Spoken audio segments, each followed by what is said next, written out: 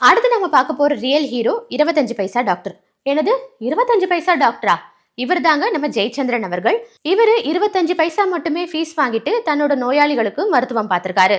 ரொம்பவே பின்தங்கிய கிராமத்துல பிறந்து வளர்ந்த இவரு அந்த கிராமத்துல ஒரு சின்ன பூச்சிக்கடிக்கு கூட மருத்துவ வசதிகள் இல்ல. இந்த காரணத்துக்காகவே மருத்துவம் படிச்சு எல்லா ஏழை எளிய மக்களுக்கும் மருத்துவம் பார்க்கணும் அப்படிங்கிற ஒரு உத்வேகத்திலேயே படிச்சு முடிச்சு டாக்டராகவும் ஆயிட்டாரு. அப்படி அவர் டாக்டர் ஆன பிறகு 25 பைசா, 10 பைசா, 5 ரூபாய் டாக்டர் அப்படின்னு நிறைய பேரும் எடுத்திருக்காரு. 5 ரூபாய் டாக்டர்னு நான் சொன்ன உடனேவே எங்கேயோ ஒரு இடத்துல கேட்ட மாதிரி இருக்கே அப்படின்னு உங்களுக்கு தோணுது இல்லையா? நிஜமாவே இந்த ரியல் ஹீரோவை பார்த்து இன்ஸ்பயர் ஆன ஒரு ரியல் ஹீரோ நம்ம ஜெயச்சந்திரனோட சேவை மனப்பான்மையை பார்த்து நிறைய பேர் அவருக்கு டொனேஷன் கொடுக்கறதுக்கு முன் வந்திருக்காங்க. ஆனா அவர் எல்லாத்தையுமே தவிர்த்து எனக்கு எந்த டொனேஷனும் வேண்டாம், ஆனா இங்க வர நோயாளிகளுக்கு அவங்களுக்கு தேவையான மாத்திரைகள் வாங்குறதுக்கு உண்டான செலவுகளை நீங்க பாத்துக்கோங்க அப்படின்னு சொல்லியிருக்காரு.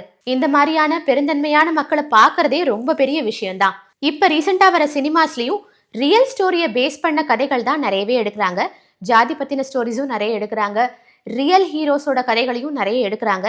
அப்ப அங்க நடந்த சுவாரஸ்யமான கதைகளை ஒரு கோப்பு காட்சியா எடுத்து வச்சுக்கிட்டு படத்துக்கு நிறைய யூஸ் பண்ணிக்கிட்டும் வராங்க.